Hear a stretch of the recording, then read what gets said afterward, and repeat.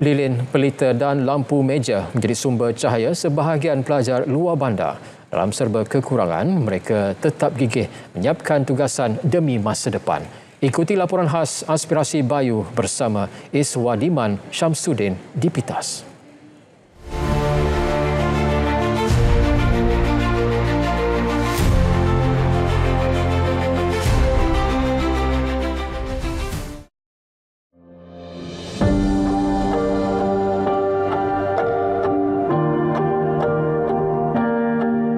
Saya harap kami dapat dibantulah oleh kerajaan untuk diberi elektrik supaya memudahkan saya untuk belajar dan memudahkan kehidupan kami sekeluarga juga lah. Saya pun paham juga keadaan begini, dapat hidup juga. Tapi walaupun begitu, ada juga harapan mau try ada karan begitu hidup selesai dengan ada elektrik yang boleh digunakan di rumah. Daniel dari Kampung Radap Ungkup dan Muhammad dari Kampung Saab masing-masing berusaha mengulang kaji pelajaran dalam keterbatasan cahaya. Baiklah saudara, hanya berbekalkan lilin, lampu pelita ataupun lampu meja ini, anak-anak di kawasan luar bandar ini yang masih tidak mempunyai bekalan elektrik yang tetap mengulang kaji pelajaran demi masa depan mereka. Mereka tidak berputus asa. Sebaliknya terus menaruh harapan agar satu hari nanti dapat menikmati cahaya yang sebenar. Waktu di rumah ini dapat juga belajar guna lampu yang dicas pada pagi hari menggunakan panel solar lah. Dia lampu ini boleh digunakan juga waktu belajar. Dia boleh juga bertahan selama kira-kira 1 jam 2 jam begitulah. Syukur juga dapat belajar waktu malam hari. Saya membantu mereka untuk sedikit pembelajaran kan, dan itu dari segi pencahayaan itulah sebab kami gunakan lampu solo saja kan, itu agak sukar lah.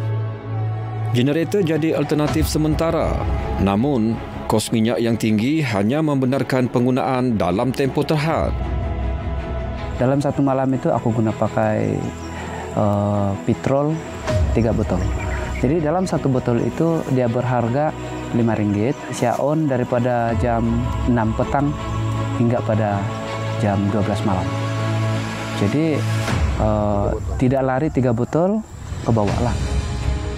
Walaupun Pitas pernah melahirkan pelajar cemerlang tanpa kemudahan elektrik, namun cabaran hari ini menuntut penyelesaian lebih mampan. Saya bersekolah pada tahun 60-an lah di sini. Memang tidak ada elektrisiti, tidak ada jalan raya. Kita gunakan lampu pelita yang pakai minyak kerosin. Tapi itu tidak bermakna yang kita tidak boleh belajar dan sebagainya. Melalui Sabah Energy Roadmap and Master Plan 2040, Suruhanjaya Tenaga Sabah ECOS telah memetahkan kampung yang masih gelap untuk diberikan bekalan. Kaedah kita ini adalah sambungan ke grid untuk kawasan yang berhampiran dengan talian grid sedia ada. Yang keduanya adalah pembekalan alternatif adalah secara off-grid. Contohnya seperti solar hybrid, juga micro hydro dan juga lain-lain sumber tenaga berskala kecil. Hampir keseluruhan daerah Pitas telah memperoleh kemudahan elektrik dan proses menambah baik bekalan terus dilaksana. Dari cahaya lilin dan generator, impian sebenar ialah bekalan elektrik stabil untuk semua. Aspirasi itu kini menuju ke fasa seterusnya. Rancangan kerajaan mencapai 100% elektrifikasi menjelang 2030. Itu yang akan kami ketengahkan dalam siri seterusnya. Iswadiman Syamsuddin, RTM. Selain itu, antara tumpuan negeri di bawah Bayu untuk lintas langsung hari ini, GRS PH kekal kerjasama hadapi PRU DUN Sabah ke-17. Perinciannya bersama Suaran Shah. Suaran, silakan. Ya, Otto. GRS dan PH akan meneruskan kerjasama dalam PRU DUN Sabah ke-17. Perkara ini ditegaskan Presiden GRS, Datuk Seri Panglima Haji G. Noor.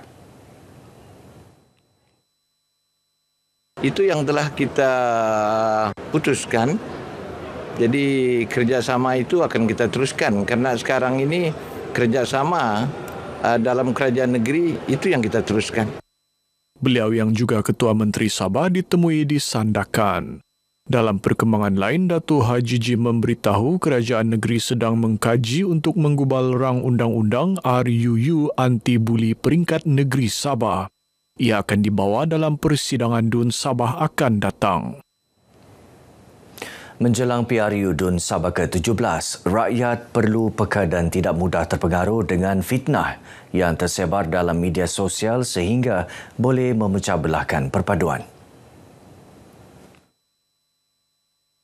Jadi nasihat kita kepada masyarakat di luar sana supaya gunakan media sosial ini bukan sekali kita dengar, sekali kita lihat, terus kita percaya. Kita perlu menyusuli perkara-perkara yang sahih dan bukan kita akan terima bulat-bulat sebagai mana yang telah berlaku.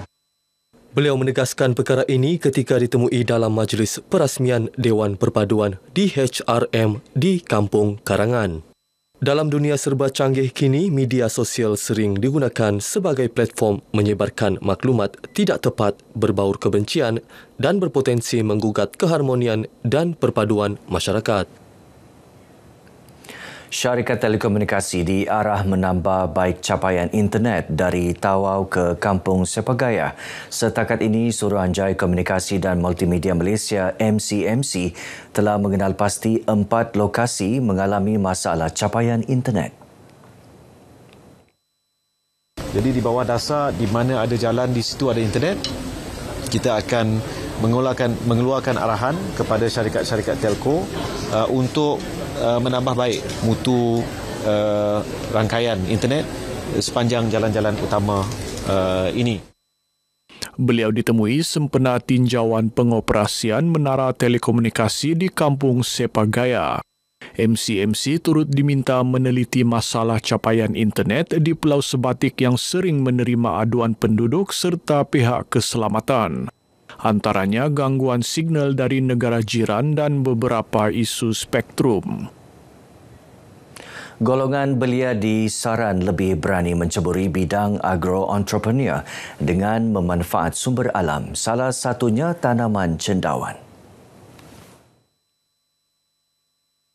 Ahli Parlimen Tuaran Datuk Seri Panglima Wilfred Madius Tangau berkata, hasil cendawan boleh dipelbagaikan menjadi produk makanan bernilai komersil seperti krepek cendawan. Kreativiti ini bukan sahaja menambah nilai kepada hasil pertanian, malah secara tidak langsung membuka peluang pekerjaan baharu kepada masyarakat setempat sekaligus meningkatkan pendapatan dan sosioekonomi penduduk sedia ada.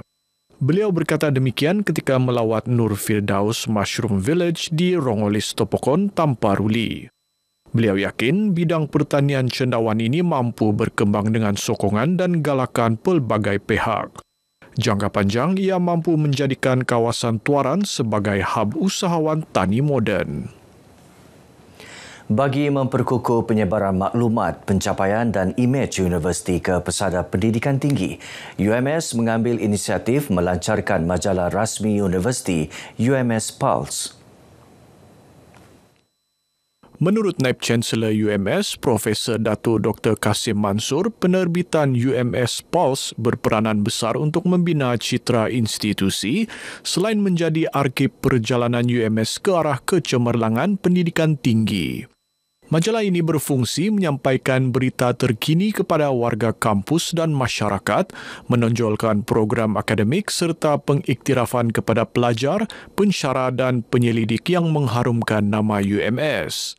Ia juga menyokong objektif strategik UMS dalam memperkukuh reputasi, memantapkan pengantarbangsaan dan menjadi bahan promosi ilmiah kepada masyarakat. Datuk Dr. Kasim berucap merasmikan pelancaran majalah UMS Pulse di Dewan Chancellor UMS. Majalah ini diterbitkan hasil kerjasama Pusat Pengurusan Strategik, Pusat Pendidikan Fleksibel, Penerbitan UMS dan Pusat Komunikasi Korporat UMS. Kandungan majalah merangkumi pencapaian akademik, penyelidikan, inovasi, aktiviti kemasyarakatan serta pengiktirafan di peringkat nasional dan antarabangsa. Program Malam Cinta Rasul bukan sekadar memperingati kelahiran junjungan besar Nabi Muhammad, malah menjadi wadah meneladani akhlak baginda serta membentuk sahsia umat Islam. Pengerusi Badan Dakwah Daerah Sandakan, Farizal Setoh, yakin penganjuran program ini mampu menyumbang ke arah pembentukan masyarakat madani. Selain memperkukuh ikatan persaudaraan sesama insan dan membina ummah yang harmoni. Program ini dapat tempatlah di kalangan masyarakat kita di daerah Sandakan. Kita mesejnya yang kita mau bawa ialah supaya teladan akhlak Rasulullah SAW dapat diterapkan dan dapat dicontohi oleh masyarakat kita di daerah Sandakan dalam kehidupan kita seharian. Itu yang paling penting. Beliau yang juga timbalan Presiden 2 Majlis Perbandaran Sandakan ditemui dalam program Cinta Rasul di Masjid Daerah Sandakan. Program julung kali diadakan sempena sambutan Maulidur Rasul peringkat negeri Sabah 1447 Hijrah. Penceritaan kisah Nabi, ceramah dan persembahan lagu-lagu kerohanian antara pengisian program. Sungai bukan sekadar aliran air bagi Kampung Salinatan Nabawan.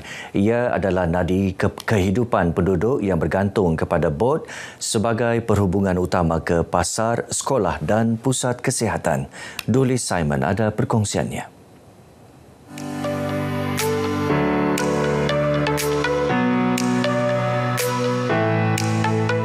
Bagi sesetengah keluarga, bot lebih daripada sekadar pengangkutan, ia sumber rezeki, penampung hidup.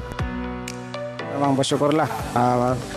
Dan begitu ini bagi menampung keperluan serba sedikit lah untuk menampung selain daripada menorehgata, dan dia boleh menampung lah serba sedikit anak bini lah. Kalau ada orang datang sini, jadi kami ada pendapatan lah. Ya. Kalau tiada lah. Harap-harap ada pelancong datang lagi lah. Perkhidmatan bot kini membuka peluang baharu.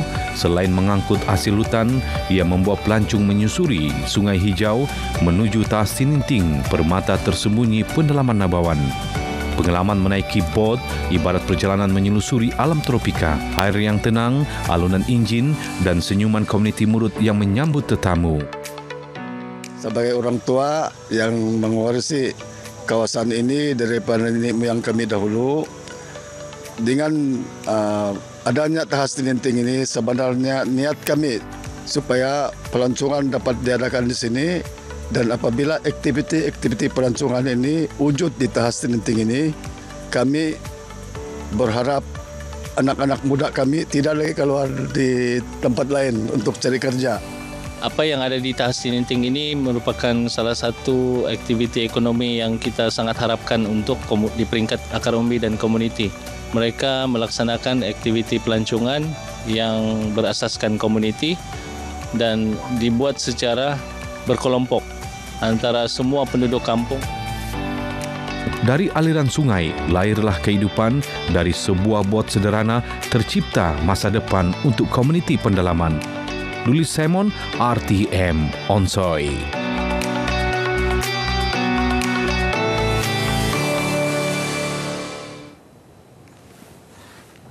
Baik saudara, sekian perkongsian dari negeri di bawah Bayuh. Kita kembali bersama Otto Othman untuk lebih banyak perkembangan semasa dalam negara.